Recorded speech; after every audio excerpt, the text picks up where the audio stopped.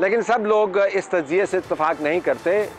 कमर दिलशाद साहब जो अब इलेक्शन कमीशन के मामलात के ऊपर एक मुस्तनद नाम माने जाते हैं, उनसे जब हमने पूछा कि क्या वाकईतन इलेक्शन कमीशन जानिबदार है, तो उन्होंने ये जवाब दिया।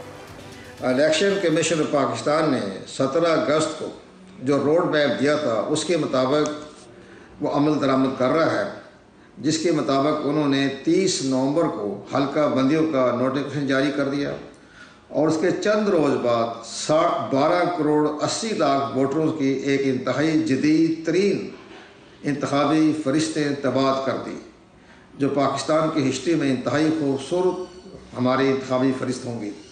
इसके साथ साथ इलेक्शन कमीशन पाकिस्तान ने 266 रिटर्निंग ऑफिसर कौमी असम्बली के लिए और 593 रिटर्निंग ऑफिसर सूबाई असम्बलियों के लिए उसका तकर्रर जो है वो चंद रोज़ में हो जाएगा। तीसरी सबसे बड़ी अहम बात यह है कि इलेक्शन कमीशन पाकिस्तान ने इंतखाबी फरिश्तों के बाद हल्का बंदियों की तमाम एतराज़ात जो 1370 एतराज़ात आए थे उनको बड़े एहसन तरीके से उनको हल कर दिया। अब अगर किसी को एतराज़ात हैं तो मुतलका हाई कोर्ट से रजू कर सकते हैं, उनके लिए दरवाजे खुले हैं। इसके साथ साथ ज़ाब्ता इखलाक जो है वो उन्होंने तमाम सियासी जमातों की मशावरत से जारी कर दिया। मीडिया के लिए ज़ाब्ता इखलाक जो है वो तमाम हालात को देखते हुए मशावरत करते हुए उन्होंने वो भी ज़ाब्ता इखलाक भी जारी कर दिया। गैर मुल्की मुबसरीन के लिए उन्होंने बाकायदा वज़ारत दाखिला और वज़ारत ख़ारजा ख़तूत लिख दिए। पाकिस्तान के जो तकरीबन 50,000 ऑब्ज़र्वर होंगे उनके लिए तमाम सहूलतें दी जा रही हैं। तो इसके साथ साथ इलेक्शन कमीशन ने 1 लाख पोलिंग स्टेशनों की इमारत बाकायदा फ़िज़िकली चेक करने के बाद उनको डिक्लेयर कर दिया। तो ये सारे मामलात इलेक्शन कमीशन जो है वो रोड मैप के मुताबिक काम कर रहा है और अब तवक्को की जा रही है कि 15 दिसंबर से पहले इंतखाबी शेड्यूल जारी हो जाएगा। और वज़ारत ख़जाना ने इलेक्शन कमीशन पाकिस्तान की जो मतलूबा रकम है वो किस्तों में देने का वायदा कर लिया। चंद दिनों में 17 अरब मिल जाएंगे, इससे पहले 10 अरब दिए गए थे और ये शेड्यूल आने के बाद मज़ीद फर्दर जो है वो भी रकूम इलेक्शन कमीशन को मिल जाएगी।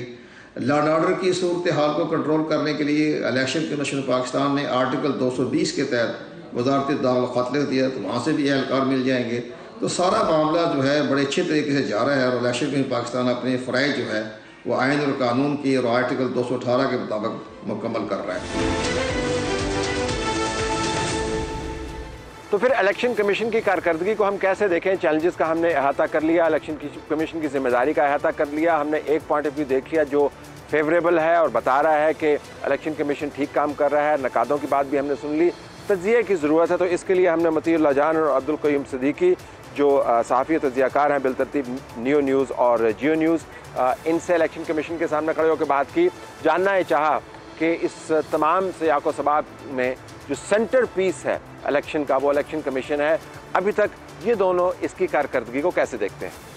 तो क़य्यूम साहब, इलेक्शन कमीशन ऑल सेट आपको लगता है या अभी सेटअप होने में उसको टाइम लगेगा क्योंकि डी डे इज़ अप्रोचिंग? मेरा ख्याल है कि जो इनकी एक रिक्वायरमेंट थी कि उनको पैसे मिलने थे और सिक्योरिटी पर्सनल्स का जो मामला है, सिक्योरिटी पर्सनल्स के अंदर भी मेरा ख्याल है कि उसमें अब तो कोई प्रॉब्लम नहीं रही है। पैसे भी सुना है कि हुकूमत ने रिलीज़ कर दिए हैं, तो इसके बाद अब कोई जवाज़ रह नहीं जाता है। माँ सिवाय कोई बहुत बड़ी कोई आफत टूट पड़े जिसको आप कह सकते हैं कि कोई बहुत बड़ा हंगामा हो जाए कोई मतलब मती ये सिर्फ सिक्योरिटी के पर्सनल का और पैसों का मामला है, इनके साथ इलेक्शन कमीशन वेल इक्विप्ड आपको नजर आ रहा है? सबसे इम्पोर्टेंट मरहला तो इलेक्शन शेड्यूल की अनाउंसमेंट है, ठीक, और वो 14 तारीख का इलेक्शन कमीशन बता रहा है। जब इलेक्शन शेड्यूल की अनाउंसमेंट हो जाएगी तो फिर एक इलेक्शन का माहौल बनेगा, और इलेक्शन का माहौल बनता है सियासी जमातों के जलसे जुलूसों रैलियों से और तकरीरों से, और फिर मीडिया जिस तरीके से उसको कवर करेगा। तो अभी तक माहौल नहीं बना, शेड्यूल का ऐलान नहीं हुआ, और ये भी हमें नहीं भूलना चाहिए कि अभी तक जिन अदारों को सिक्योरिटी के एहलकारों के लिए लिखा है इलेक्शन कमीशन ने, उनकी तरफ से अभी तक कोई हतमी जवाब नहीं आया। बल्कि ये कल ही की बात है शायद, इन्होंने जो एलामिया जारी किया है कि इतने लोगों की हमें ज़रूरत है और इतने लोगों की कमी है, लाखों में है ये तादाद एहलकारों की। तो मेरे ख्याल में उन इदारों का जवाब भी अभी आना बाकी है। तो अभी वो माहौल बन नहीं रहा।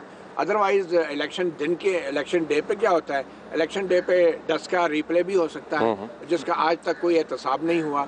और ये एक बड़ा ही मनफी लेकिन पैगाम पकड़ा इसी इलेक्शन कमीशन ने था 10 नहीं, का। पकड़ने काफी नहीं है, कुछ भी नहीं हुआ, पकड़ना एहतसाब, कुछ भी नहीं। सजा। आप देखिए कुछ हुआ ही नहीं जब किसी को, तो पकड़ने से क्या फायदा? उसमें फिर आपकी अदालतों का किरदार बहुत रहा। लाहौर मैं हाई समझता कोर्ट हूँ में इलेक्शन कमीशन का भी है। ना कि मतलब वो ठीक है, इलेक्शन कमीशन का भी है, आईनी इदारा है ना ये। हर इदारा जो है वो जिम्मेदार है, क्योंकि ट्रांसपेरेंट इलेक्शन करवाना इन्हीं की आईनी जिम्मेदारी है ना। तो लेकिन ये है कि वो जो डस्का वाला है, जो धुंध वाला मामला है, वो इस मर्तबा कैसे उसको ये चैलेंजेस जाहिर है कि बिल्कुल प्रैक्टिकल साइड के ऊपर। प्रैक्टिकल लेकिन साइड के मती ऊपर ने ये इंपॉर्टेंट जो पॉइंट रेज किया कि माहौल नहीं बन रहा, तो क्या माहौल बनाना जो है वो इलेक्शन कमीशन की जिम्मेदारियों में आएगा, या वो काम करने जिससे माहौल बने वो इलेक्शन कमीशन की जिम्मेदारी में? देखिए, इलेक्शन कमीशन की जिम्मेदारी है तो यही है कि वो पहले तो तारीख का नहीं पता था, फिर तारीख आई। अच्छा, तारीख के बाद जो है वो इन्होंने कहा डिलिमिटेशन, और वो भी जो भी आईनी ज़रूरियात, कानूनी ज़रूरियात थी, वोटर लिस्टों के हवाले से, सेंसस के हवाले से, वो तमाम चीज़ें जो हैं वो हो चुकी हैं। अब जो है वो इलेक्शन शेड्यूल है, जैसा कि मती ने कहा कि इलेक्शन शेड्यूल जैसे ही नॉमिनेशन पेपर्स दाखिल करने की तारीख आएगी, तो मेरा ख्याल है कि उसके बाद जो है वो कैंपेनिंग भी लॉन्च होनी शुरू हो जाएगी। एक वैसे इशू जिसका साया हमेशा ऊपर रहेगा कि इलेक्शन वक्त पे नहीं हुए, हाँ, यानी ये जो अब ज़ाहिर है वो अदालती मामला भी है, वो सियासी मामला भी है, लेकिन इलेक्शन कमीशन की कारकर्दगी के ऊपर ये फैक्टर जो है कि पंजाब के अंदर आप देखें वो चला जा रहा है केयर टेकर, KPK के अंदर देखें चला जा रहा है केयर टेकर, मरकज़ के इंतखाबात का आप हाल देखें, तो ये एक स्टार्टिंग डिसएडवांटेज तो है कि नहीं है? नहीं, बिल्कुल डिसएडवांटेज है, लेकिन बात यह है कि वो उन तमाम चीज़ों को मेरा ख्याल है कि अभी जो सुप्रीम कोर्ट की जो जजमेंट आई है उसके अंदर जितनी भी लीगल और कॉन्स्टिट्यूशनल रिक्वायरमेंट्स थी वो पूरी होनी, उसकी एक जस्टिफिकेशन जो है वो मानी गई है, तस्लीम की गई है। अब आगे जो है उसके लिए मेरा ख्याल है कि जो ये 8 फरवरी के इंतखाबात की जजमेंट है उसके अंदर बहुत कुछ कह दिया गया है कि आईनी रूगर्दानी सब ने की हुई है। लेकिन आपका पॉइंट इससे भी कनेक्ट होता है, एहतसाब की जो आपने बात की, सिर्फ ये पॉइंट आउट कर देना कि किसने क्या किया था और उसके बाद कुछ ना होना।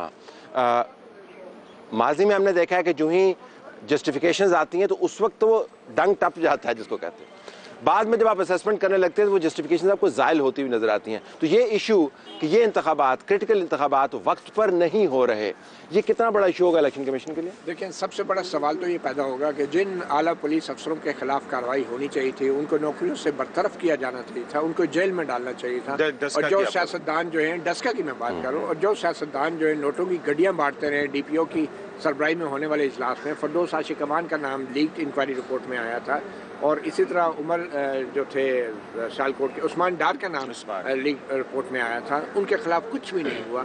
तो अब ये यही मैसेज गया कि शायद उन आला पुलिस अफसरों को एक बार फिर उसी काम के लिए इस्तेमाल किया जाएगा, और वो लोग अभी भी अपने फ़राइज़ अंजाम दे रहे हैं। और इलेक्शन कमीशन जो है लाहौर हाई कोर्ट में एक फैसले के खिलाफ अपील में बैठा हुआ है, इंट्रा कोर्ट अपील में, और जो लाहौर हाई कोर्ट के 2 जजेस हैं वो अपील का फैसला नहीं कर पा रहे, और अभी तक इलेक्शन कमीशन की तरफ से कोई दिलचस्पी जो है सामने नहीं आई। तो टेंटेड ऑफिशियल्स को साइड लाइन कर सकते हैं, ये तो जुरिस्डिक्शन में है कि नहीं है? साइड लाइन बेशक हो जाएंगे, लेकिन इस प्रोसेस को बचाने के लिए तलाश साइड लाइन करने से कि ना तो वो OST होंगे ना वो सस्पेंड होंगे, तो साइड लाइन से क्या, उन्होंने जो करना था कर दिया। इलेक्शन की जिम्मेदारियां उनको ना दें, नहीं, बिल्कुल सही है, लेकिन यह कि उनको जो जुर्म और सजा का जो कॉन्सेप्ट है वो कहाँ गया? एक अफसर अगर बरतरफ हो जाता है पुलिस का तो किसी को जरूरत ना होती है। मत is really big on accountability, but he has a great point two make. मतलब ये कि अगर आपने माजी में उन लोगों को, उस निज़ाम के उस हिस्से को आपने प्लग नहीं किया जिससे ये तमाम धांधला हुआ था डस्का के अंदर, तो फिर लोग कहेंगे जी कि इस मरतबा भी दरवाजे खुले होंगे। That's a perception. देखिए, इलेक्शन इन जितने भी हमारी इंतखाबी तारीख के अंदर अगर देखे जाए तो कोई नहीं कहेगा कि जनाब फेयर इलेक्शन हुए। किसी पॉलिटिकल पार्टी ने जो इक़्तिदार में आई या इक़्तिदार से बाहर रही उसने इंतखाबात को तस्लीम नहीं किया, लेकिन वो जो कहते हैं ना कि अब जो हुआ है वो एक एक्सपीरियंस तो है ना, ठीक है, एक तजर्बागात, एक आपको पता लगा कि कहाँ कहाँ जो है वो लूज वो पोल्स हैं या जहाँ पे आप जो है ना उसको आपने प्लग इन करना है। ठीक है, तो ये किसकी जिम्मेदारी? इलेक्शन कमीशन ऑफ पाकिस्तान की जिम्मेदारी है। तो अब जो है वो जाहिर है कि चाहे मेरा ख्याल है कि अगर इंतखाबात हो जाते हैं और होंगे जैसा कि लगता है, ये आपने तजिया करते करते बीच में खामखा का हमें नहीं बोलना चाहिए कि अभी नवाज शरीफ के अपीलों का भी फैसला है, एक अपील केस का फैसला रहता है। हाँ। नहीं, वो भी उसमें भी क्लैरिटी अभी इतनी नहीं आ रही, लेकिन वो तो इंफरादी केस होगा ना जिसकी वजह से इलेक्शन तो नहीं आगे पीछे होंगे। देखिए, इलेक्शन अगर नवाज शरीफ के हवाले से फैसला क्लियर नहीं होता तो लोगों के जहनों में तो डाउट रहेंगे। लोग किसके लिए बाहर निकलेंगे? एक जेल में है, एक बाहर नाअहल है। That's a good point. So क्या voter turnout will be another example कि आपने कितना माहौल क्रिएट किया है, लोगों को इंस्पायर किया है, उनको कन्विंस किया है, क्योंकि low voter turnout would mean कि बेसिकली इलेक्टोरल एक्सरसाइज जो है उसके ऊपर सवालिया निशान है. People are voting by not voting. अब ये लोगों का बाहर निकल, मेरा ख्याल है कि आप इलेक्शन का पहले जो है वो नॉमिनेशन पेपर्स का जो है ना वो कैंडिडेट सामने आ जाए सारे, उसके बाद 2 महीने होते हैं. 2 महीने के अंदर जो है आपको एक इलेक्शन कैंपेन बनती हुई नजर आती है. इलेक्शन कमीशन की क्रेडिबिलिटी एट स्टेक है.